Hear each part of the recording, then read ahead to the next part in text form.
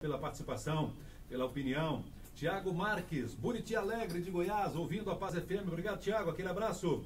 Eila do Socorro, no Residencial Albino Boaventura, em Goiânia, ouvindo a Paz FM. Obrigado, Eila. Lídia Moreira, Luiz Alberto, boa tarde. Estou ligadinho aqui, ouvindo vocês. Ontem eu e minha família. Sim, obrigado. Eu vou ler com calma aqui, Lídia, e repasso para você, tá bom, querido? Obrigado. Vou ler com calma aqui. Natalina Lopes, boa tarde, Luiz Alberto e convidados. Obrigado, Natalina. Onde você está? Eliane Rodrigues, diga também o local de onde você está, o local de onde você fala, tá? E no WhatsApp você pode perguntar também, 629-8599-2440. Por gentileza, diga o seu nome e o local de onde você fala. Essa ouvinte pede para não se identificar, é um caso pessoal, a gente entende. O doutor Jim e a doutora Rosane, ela diz o seguinte: me casei por 2 vezes. A minha primeira separação, eu amava muito meu esposo, mas fui trocada por outra. Mas mesmo assim, fiquei com a minha autoestima elevada, alta. Mas no meu último casamento, eu sofro agressão física e não senti amor porque ele, não senti amor por ele. E essa separação me fez sentir feia, sem graça, e não tenho vontade de me arrumar mais. O que vocês diriam para essa mulher que passou por 2 casamentos e agora está com a baixa autoestima? Então, na verdade, são muitas coisas que se juntam, né, num caso assim. Com certeza, essa ideia da crença de merecimento em relação a uma possibilidade, né, de viver um relacionamento feliz, um relacionamento que possa ali trazer companheirismo e tudo, de algum jeito para essa pessoa aí ficou abalado, né? Até a ideia de algum jeito permitir que a agressão física aconteça. Porque às vezes a falta de uma atitude, a falta de um posicionamento, o medo da rejeição, o medo de uma possível separação novamente, o medo da solidão, tudo isso acaba interferindo nisso, né? Que é o merecimento. E de algum jeito isso também influencia na questão do relacionamento, enquanto essa pessoa se permite viver situações assim. Então aqui tem sim uma lacuna de autoestima e que não necessariamente é relacionada aos relacionamentos de agora. Isso provavelmente é resquício de algo que veio antes, que precisaria de uma investigação maior para entender. Né? Sim, doutor Gil.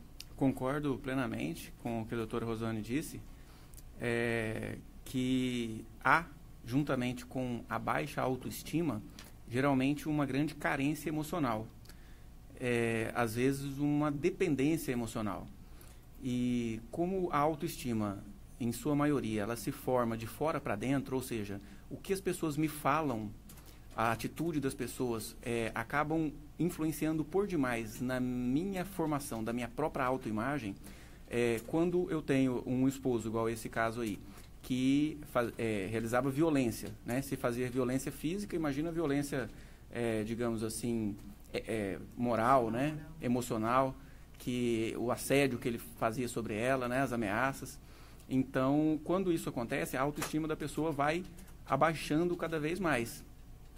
Porém, num processo de tratamento, num processo de elevação da própria autoestima, nós observamos que é importante a pessoa começar a formar a sua autoimagem a partir das suas próprias crenças, a partir das suas próprias percepções.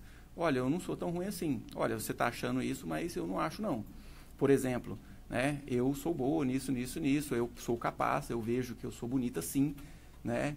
E se você não está me achando bonita, eu me acho, né? Tem outros homens que me acham bonita também. Ou seja, é uma atitude mental de empoderamento mesmo, quando há esse contexto de violência na relação. E é isso que vai levar a uma pessoa a não permitir, em momento nenhum, sofrer qualquer tipo de agressão. Porque permitir a agressão é um sinal da dependência emocional. Ou seja, eu me rebaixo, porque se eu não me rebaixar, eu posso perder. Então, o dependente emocional ele tem um medo muito grande de perder a pessoa amada. E isso por uma baixa autoestima. Porque ele, de algum jeito ele acaba acreditando que ele não é bom o suficiente. Exatamente. E aí, no caso dela, entra num detalhe, porque já é a 2ª vez. Então, ela começa a ter aquela sensação, né? E essa questão de relacionamento é super interessante, porque é cercada de mito, né? Eu ouvi, recente agora, de uma paciente no consultório, ela falando assim, ela tem até, começou agora o processo e tudo, muita dificuldade de se relacionar. E aí ela tem mais ou menos 30 anos hoje e ela nunca teve um namorado. Ela nunca conseguiu firmar um relacionamento para desenvolver. E aí, quando as pessoas perguntam, aí já vem logo uma piadinha, do tipo, você não é boa? Porque se você fosse boa, você já teria tido pelo menos um namorado. Tipo, ela diz que já entra no lugar e começa a conversar isso, independente se é um homem, se é uma mulher, ali naquelas rodas de conversa, as pessoas já querem entender, assim, tipo, qual é o problema que você tem? Por que você não casou? Por que você não casou? Por que você não consegue namorar? Então já entra com aquele rótulo. E aí, num caso semelhante a esse da ouvinte, acaba acontecendo a mesma coisa, do tipo, se você já separou uma vez e está em crise de novo, é porque não é bom o suficiente. Então, isso acaba ali alimentando as crenças, né? É um assunto cercado de muito preconceito. Mas aí, como que essa pessoa pode vencer esse rótulo que, às vezes, ela mesmo se impõe, até sem querer ou sem perceber? O processo de autoconhecimento, ele vai direcionado para isso, né? Primeiro, não importa o que as pessoas dizem sobre mim, o que importa é o que eu acredito do que elas dizem. Então, o que esse fortalecimento, né, através de um processo, através de todo um desenvolver de uma situação que ela comece a acreditar e entender mais quem ela é. E aí, quando ela entende quem ela é, naturalmente, isso vai continuar acontecendo, porque a gente não tem controle sobre o que as pessoas falam sobre nós, mas esse controle maior passa a ser, eu acredito nisso, ou eu preciso corrigir algumas coisas, às vezes sim, precisa, mas a partir disso, vem um processo de mudança e isso pode ser mudado. Doutora Rosane, doutor Jim, desculpe a pergunta indelicada, mas uma pessoa com 30 anos de idade, ela já não deveria saber quem ela é? Não, necessariamente. Ou uma pessoa que já passou pelo primeiro e segundo casamento, já não deveria saber? Eu sei que é de propósito essa pergunta, a pergunta é indelicada mesmo. Me perdoe a senhora, me perdoe a ouvinte. Estou só conjecturando porque alguém vai querer cobrar isso dela. E às vezes ela se cobra. Mas e aí? A questão maior é assim, Luiz, não é o cronológico, né? Tem pessoas que sentam na minha frente com 60 anos e não sabem quem são. Por quê? Não é exatamente uma ideia de saber que todo mundo sabe, mas é aquela identidade que de algum jeito vai interferir na realização, seja lá no casamento, aquilo que ela pode aguentar, aquilo que ela não precisa aguentar, aquilo que ela pode suportar.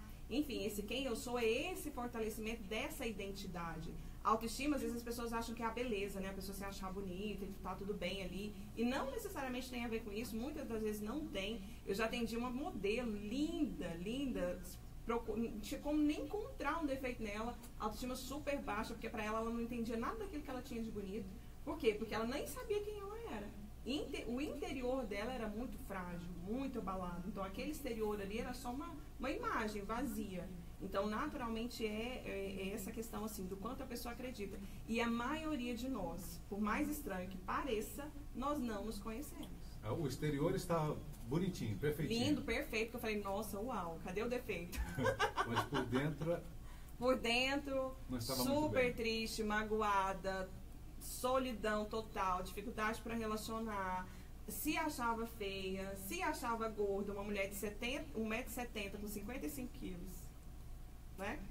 Se achando gorda, feia. E nem era transtorno alimentar. Era crença. Simplesmente crença.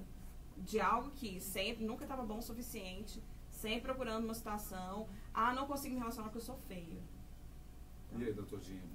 Essa mulher que passa por esse segundo relacionamento e também por essas agruras, o que fazer agora? Permanece nesse relacionamento, se constrói, se reconstrói, vai para um terceiro, para um quarto, para um quinto, porque a gente conhece gente que às vezes nós temos atores famosos, né? Não vou citar o nome aqui por questão de ética, eu estou bem ético hoje. Sim. Né? Tem pelo menos um cantor famoso que a gente conhece no Brasil aqui, um ator famoso também, que já passaram por 7 casamentos. 7 casamentos. E tem um que está entrando no 8º. Luiz Alberto, eu vejo da seguinte forma, até para responder essa pergunta, né? Quem é você? Né? Existe muito mais entre o céu e a terra do que supõe a vã filosofia. Já disse o sábio, né? Então, eu parto do princípio que nenhum de nós nos conhecemos em nossa totalidade.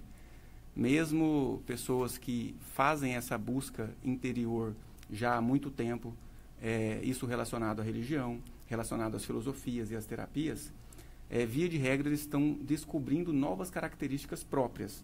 via de regra, estão descobrindo novos eus, digamos assim, que ele não tinha visto até aquele momento. Então, quando nós olhamos uma situação e criticamos entre certo e errado, olha, ela não deveria estar casada com 30 anos? Depende da perspectiva de quem está olhando. Né? Vai ter uma pessoa que vai olhar, não, tem que estar casado com 30 anos, a função da vida é ter filho, reproduzir, né? Povoar a terra e se relacionar com as pessoas. Alguém pode falar assim, outro pode falar, não precisa necessariamente estar casada ou com filhos aos 30 anos. Ela pode ter priorizado em si mesmo a sua profissão ou qualquer outra coisa, mas se ela está naquela condição e não está gostando de estar ali naquela condição, algo precisa ser feito. E esse que é o problema. A maioria das pessoas não buscam as soluções. As pessoas muitas vezes se acomodam com o problema ou com o sofrimento, achando que aquilo não tem solução. E hoje a gente vê que tem solução. Existe ciência que aborda tudo com resultado, com melhoras. E no que diz respeito à autoestima, no que diz respeito aos relacionamentos interpessoais, principalmente no que diz respeito ao relacionamento conjugal, já existe muito conhecimento que ajuda. Né? Então, eu vejo os processos terapêuticos, ou seja, as psicoterapias, de suma importância, não só para o autodescobrimento, mas também para o descobrimento da relação. Como que funciona essa relação? Quando uma dependente emocional, por exemplo, uma pessoa que tem aquela carência afetiva, que vive implorando as migalhas do afeto, né, do companheiro ou da companheira, quando ele se percebe nessa dinâmica, ele muitas vezes tem a possibilidade de mudar. Mas muitos podem escolher não mudar. Não, eu prefiro estar aqui, assim. Muitas vezes por dinâmicas psicológicas internas e muitas vezes por dinâmicas familiares. Então, é muito complicado a gente falar de autoconhecimento pleno. Autoconhecimento pleno implicaria de eu saber exatamente a minha função no universo. A gente faz ideia, a gente supõe várias coisas, a gente acredita em muita coisa por sentir lá por dentro. Mas explicar mesmo, eu não vi ninguém explicando ainda não. Aqui no WhatsApp você fala com a gente. Luiz Alberto, boa tarde aqui os convidados da bancada. Eu não gostaria de me identificar. Eu tenho muitos traumas que me deixaram com uma baixa autoestima, sofri abuso na infância e as lembranças vêm me atrapalhando muito e me deixa deprimida. Esse é um assunto que eu gostaria de a gente abordar, então, essa questão do abuso sexual na infância. A resposta no próximo bloco do Ponto de Vista aqui na Paz FM. Falar um pouquinho sobre esses traumas que tem total relação. Oferecimento Se Liga. Essa aqui é de Goiânia. Você Saúde tem uma super promoção para você.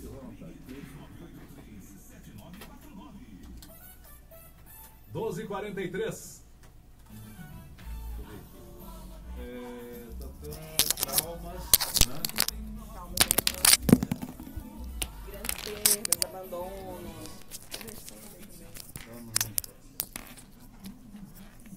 Traumas na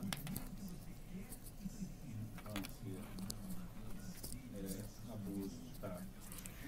Aí é ela aqui. Oi pessoal, tudo bem?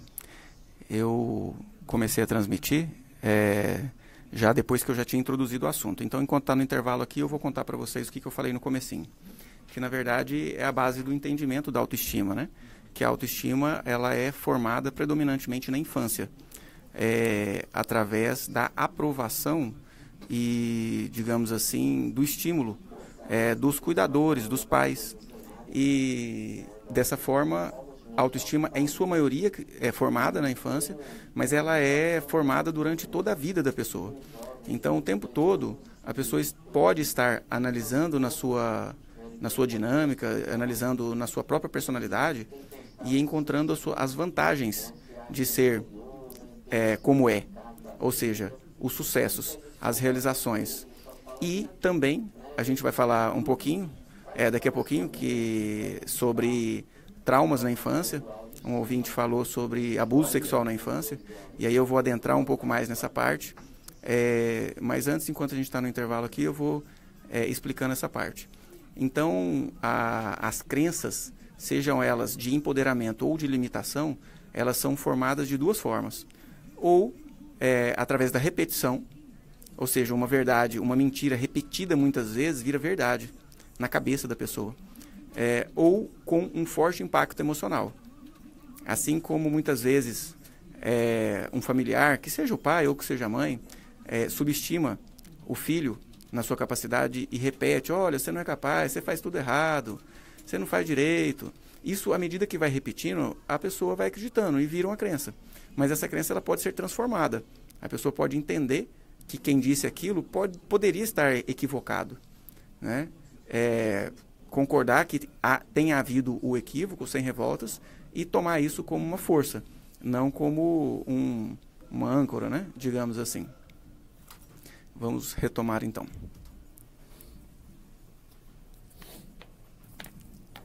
O ponto de vista hoje na Paz FM, nesta segunda-feira, falando sobre saúde emocional. O sucesso, autoestima é o assunto nosso hoje aqui.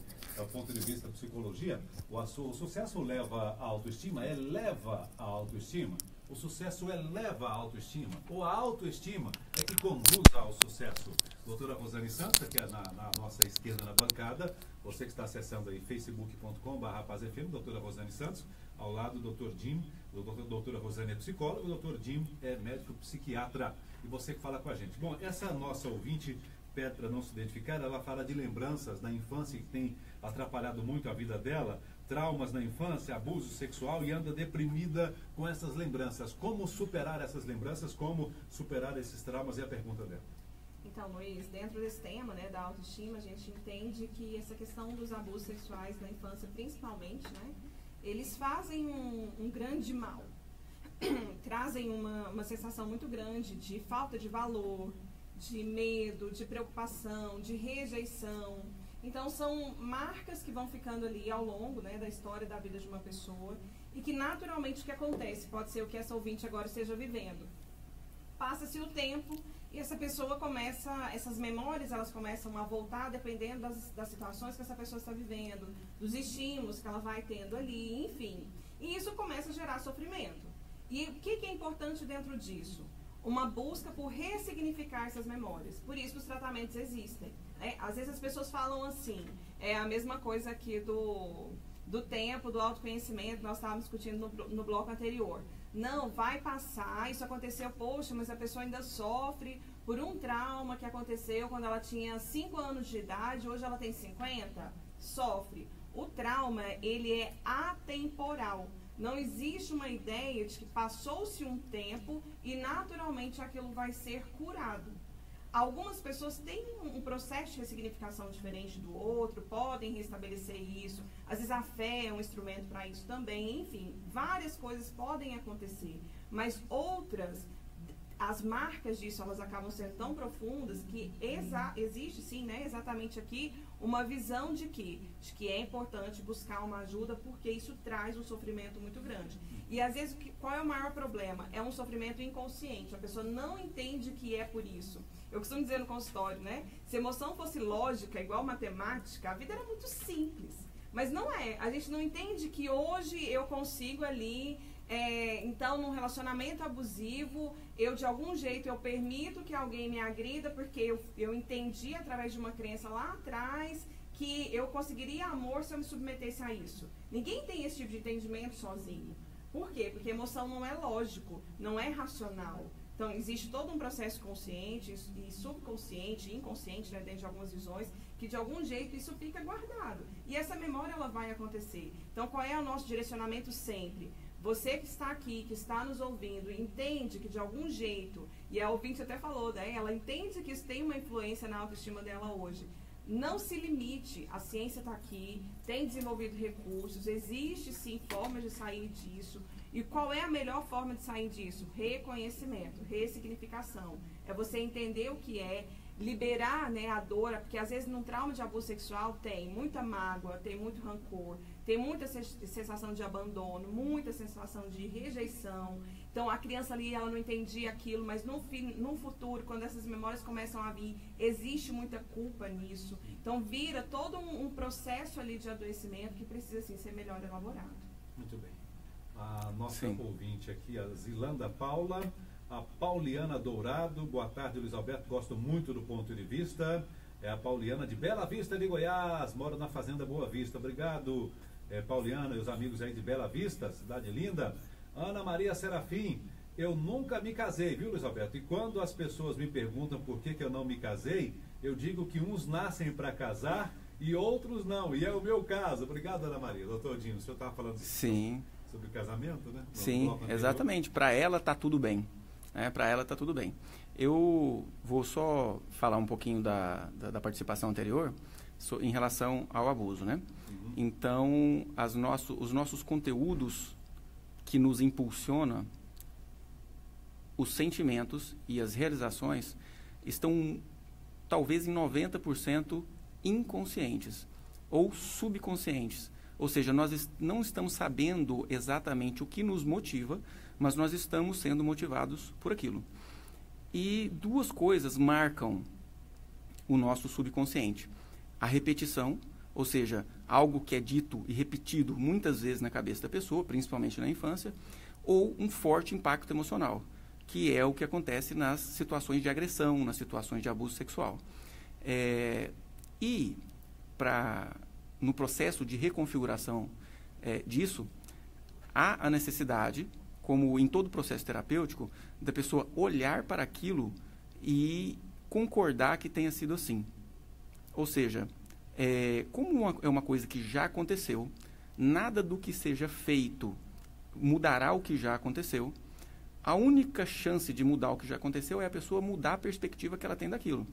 Então, dentro de um processo de tratamento, e a gente faz isso em consultório de terapia, eu trabalho com isso como terapeuta também, nós levamos a pessoa àquele momento do trauma.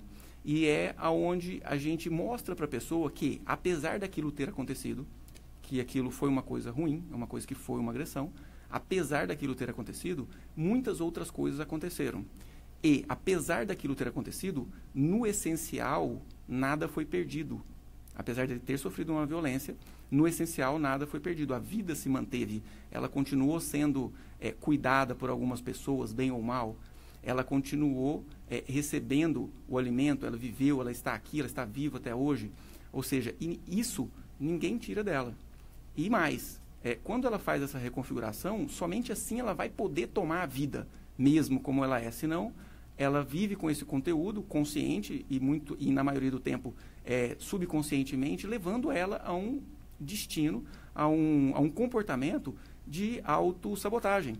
É muito comum o sentimento de culpa. A criança se sente culpada por aquilo ter acontecido com ela. Como é que é esse sentimento de autossabotagem? O comportamento de autossabotagem, ele vem de uma crença profunda, inconsciente, de que a pessoa não merece. Então, ou de que ela não é capaz. Então, toda vez que ela chega numa situação onde ela vai ter um benefício, onde ela vai ter uma realização, onde ela vai ter um sucesso de uma realização, ela mesma faz alguma coisa para dar errado. Ou, de repente, acontece alguma coisa que faz dar errado, que parece que é algo externo, mas não é algo externo. É algo formado dentro da própria mente da pessoa. Então, nesse processo de concordância com a realidade, a gente pode ter várias formas de olhar. E, muitas vezes, nesse olhar que vai encontrar a saída, Uhum. a solução. Né? E, como a doutora Rosane disse, isso não é simples de ser feito sozinho. Existe o profissional capacitado para estar ajudando, auxiliando a pessoa naquilo.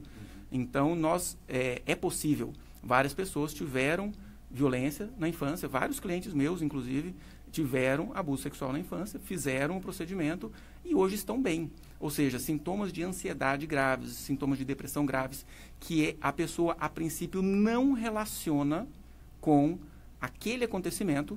Quando a gente vai abordar o sintoma de depressão e de ansiedade, que a gente induz a pessoa a ir ao ponto causa daquilo, ele volta lá naquele momento.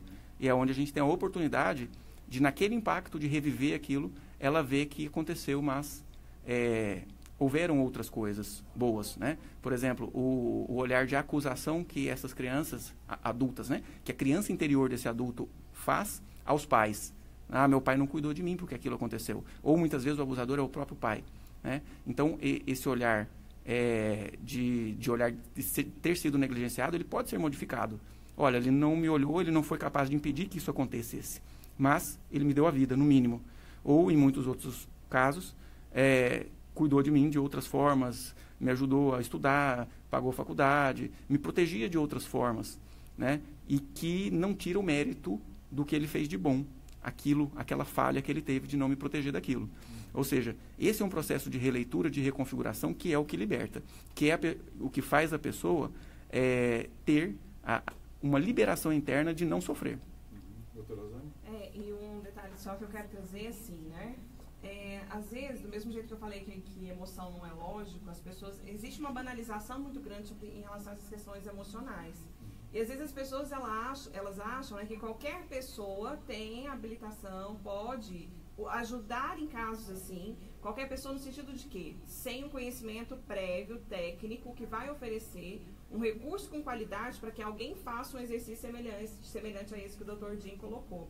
Por que eu estou trazendo esse assunto? Né? Recentemente a gente viu, até numa grande emissora de TV, num quadro, numa novela, uma pessoa que não tem, um profissional que não tem habilidade técnica nenhuma para tratar um caso como abuso sexual, com a gravidade que tem, com todo o resquício que tem, com todas as situações envolvidas, dando a entender que isso poderia ser tratado por essa pessoa ali no momento e que é como se fosse uma pílula mágica que iria resolver.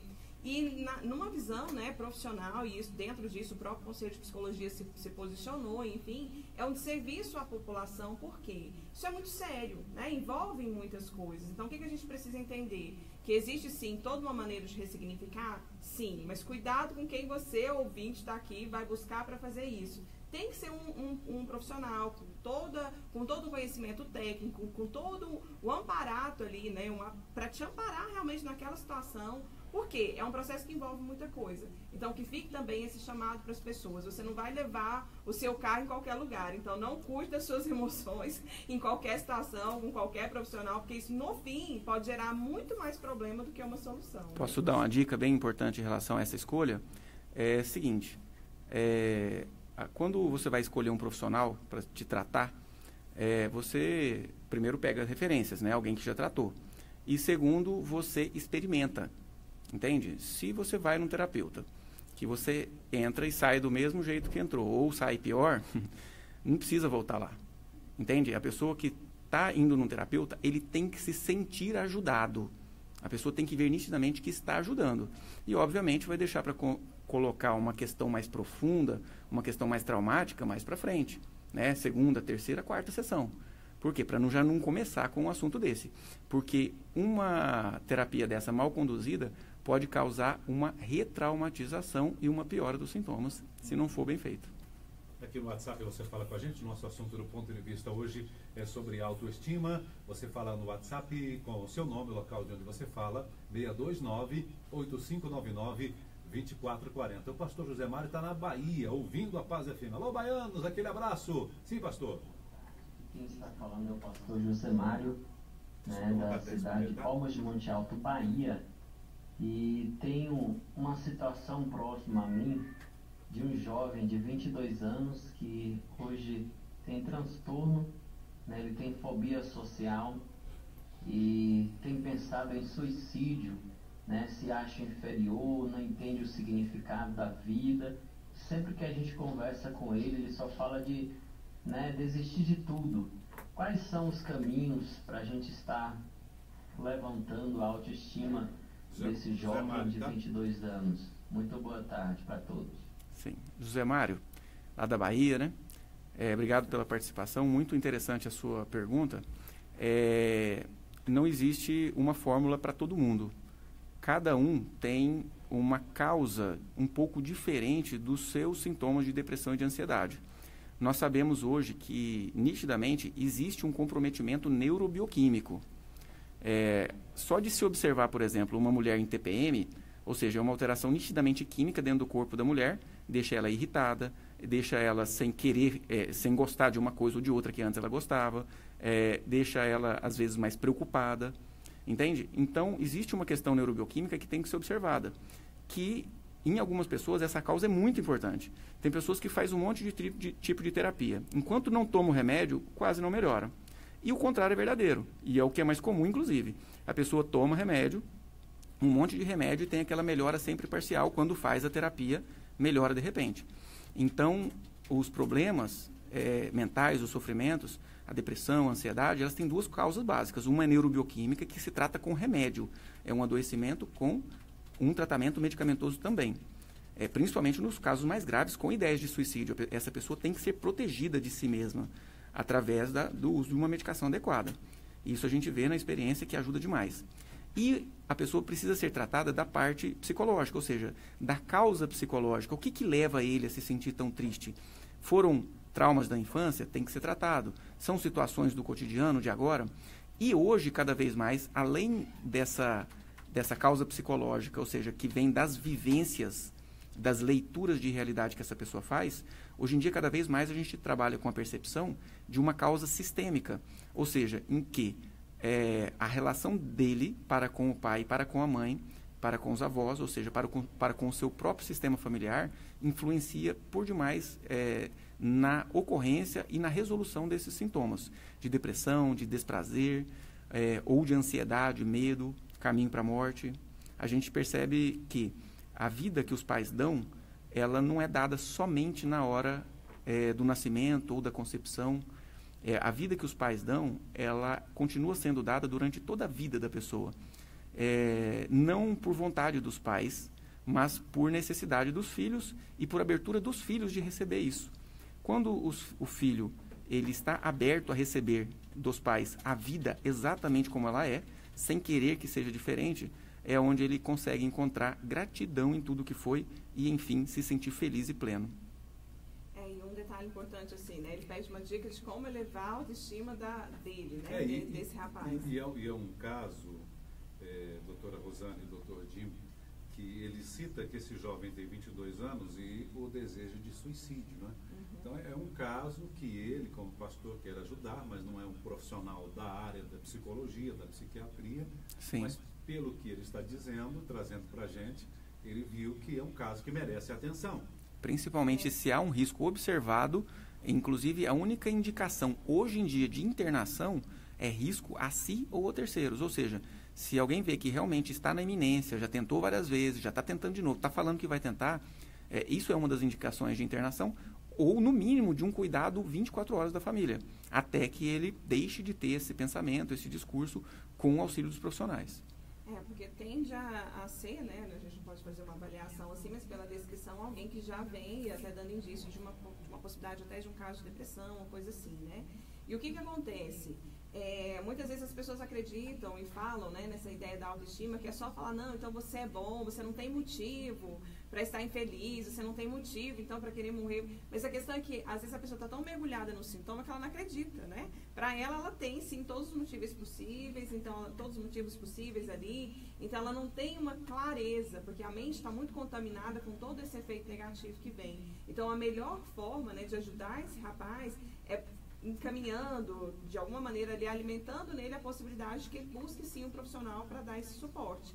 E é claro, né, estar junto, acompanhar a família, porque no fim é isso que vai fazer toda a diferença. E dar atenção às queixas é importante.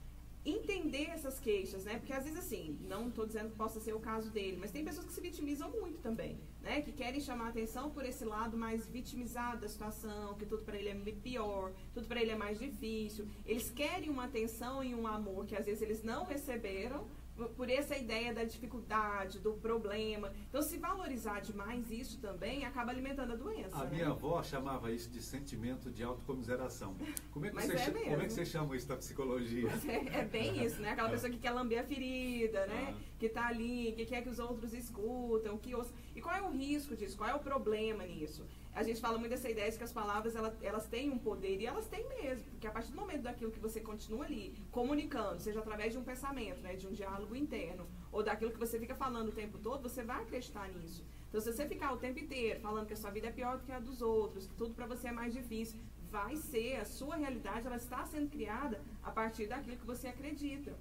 Então, por isso que é tão importante essa mudança de uma perspectiva, né? Então, dentro desse caso aqui, essa linha ela é bem tênue e ela é arriscada. Até onde você ajuda a pessoa a sair daquilo e até onde, de algum jeito, essa atenção é aquilo que o padrão adoecido mais necessita naquele momento ali, né?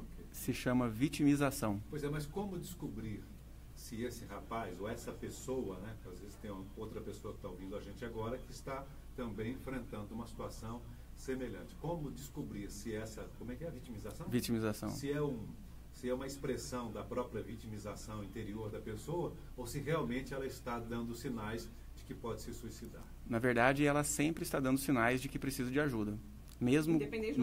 Independente da situação ou outra. Mesmo em um comportamento de vitimização, ela está dando sinal de que ela necessita de ajuda. Ela não está dando conta sozinha. O que acontece é que nesse processo de vitimização, a vítima ela está sempre com a razão, entende? Ela tem o porquê. Ela né? tem o porquê. Ah, eu sofro, mas é por causa disso, é porque eu sou vítima disso, é por causa daquilo. Ela tem a justificativa da negação que ela faz pela vida, da negação que ela faz do que foi, do que é e do que pode ser. Ou seja, depressão é olhar para o que aconteceu e não querer que foi assim, né? A ansiedade é olhar para o futuro e não querer que seja assado, né? Então, quando a pessoa assume a postura de vitimização, ela pega uma razão, eu tenho razão em querer que seja diferente. E é aí onde vem o sofrimento. Então, é do processo terapêutico a pessoa assumir que pode não ter razão. Olha, eu não tenho razão de exigir isso da realidade. A realidade, ou meus pais, ou a minha vida, não foi capaz de me proporcionar o que eu quis. Então, eu não tenho razão de ficar exigindo, até porque eu estou dentro de uma força muito maior que determinou o que aconteceu, né? Que chamamos de Deus. É uma força muito maior. E é do processo terapêutico olhar para dentro de si numa postura de humildade, de entender que se aconteceu daquela forma, era necessário por algum motivo que fosse assim. E por algum motivo, ele foi beneficiado com tudo que aconteceu, mesmo tendo acontecido daquela forma. De alguma forma, ele foi beneficiado mesmo com um acontecimento ruim da sua vida. O insight terapêutico ele acontece quando a pessoa pensa assim, não tem quando acontece alguma coisa com você, você não gosta, acha ruim que aconteceu aquilo, aí lá na frente acontece uma outra coisa que você vê, nossa, que bom que aconteceu aquilo no passado, né? Ou seja, aquilo me ajudou de alguma forma.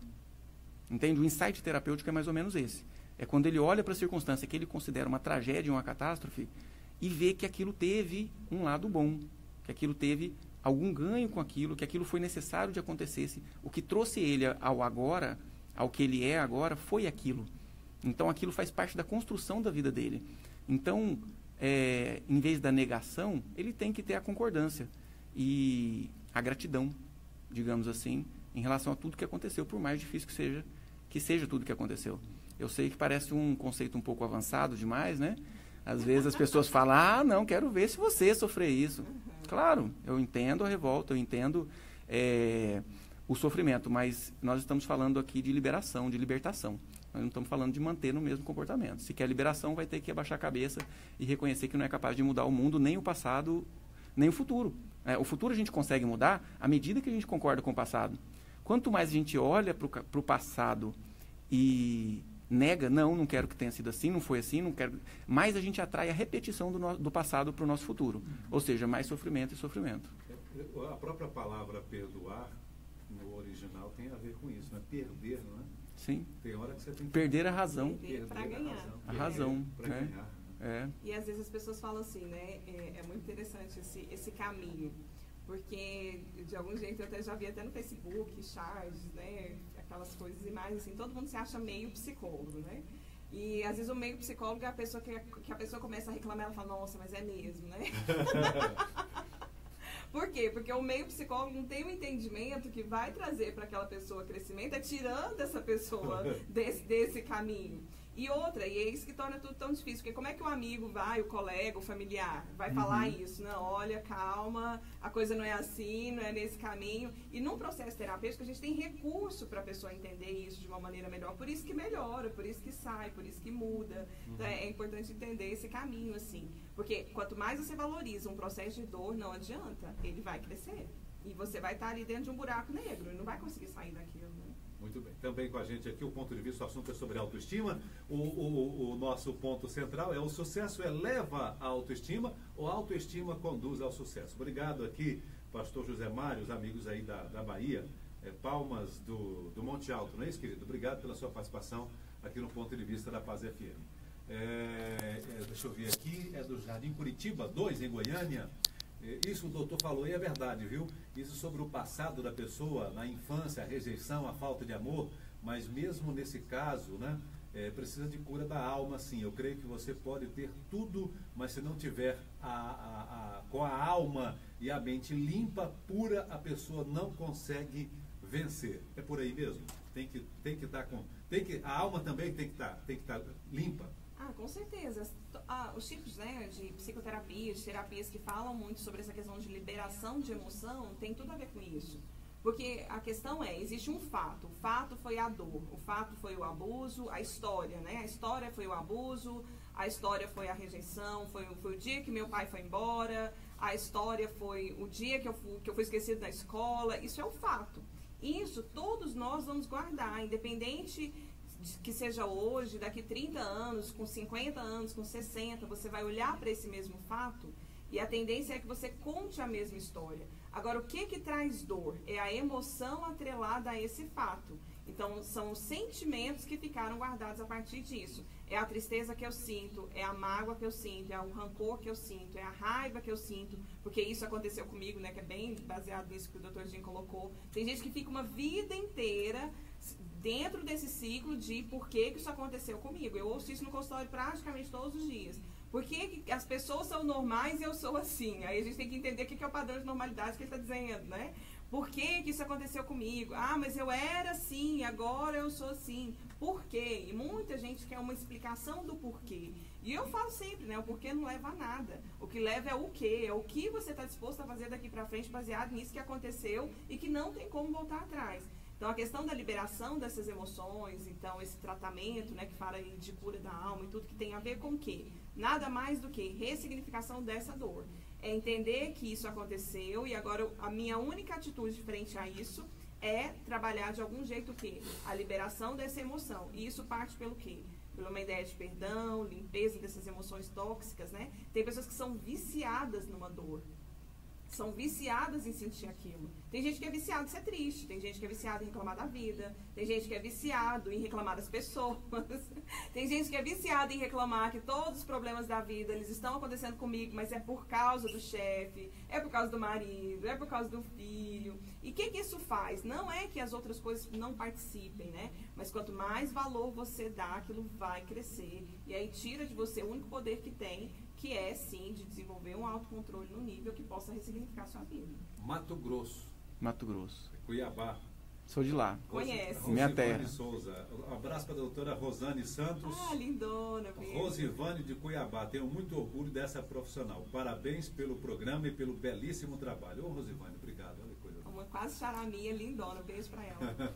Mato Grosso, eu estou de Mato Grosso também? Sou de Cuiabá. Cuiabá, olha aí, rapaz. Eu estou conterrâneo aqui. Rosivane, obrigado, querida, pelo carinho aqui. Luiz, só pegando o gancho da cura da alma, né, da libertação da alma, da pureza da alma, até esse termo ele traz uma noção e uma perspectiva de espiritualidade, né, uma noção e perspectiva de contato com algo que transcende. E se eu me vejo com um contato com algo que transcende, com algo que é acima, digamos assim, se eu tenho esse contato com algo que transcende, eu acabo me colocando como menor, porque eu sou pequeno diante de todo esse restante.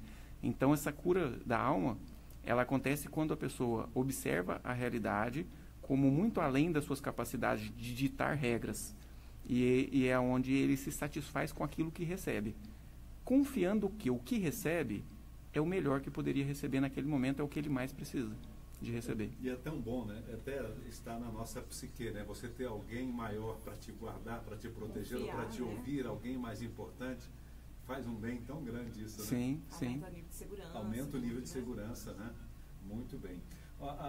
Luiz Alberto, eu tenho um problema de escutar muitas palavras negativas. Isso acaba com a minha autoestima. Eu faço planos, uma simples palavra negativa me derruba. tudo que eu fico com muito desânimo.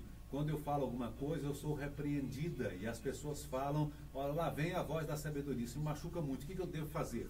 A resposta vem no início do próximo bloco do Ponto de Vista aqui na Paz FM. Facinho, só parar de ouvir. Eu ri. Facinho, entrou, saiu, Deus é perfeito. Pessoal, o vídeo está ficando um pouco grande e eu já vou encerrar, tá bom? Eu vou transmitir pelo Instagram, Dr. Jim, o próximo bloco, onde eu vou falar de uma receitinha para melhorar a autoestima em exercício diário, tá bom? Até lá, obrigado, tchau, tchau.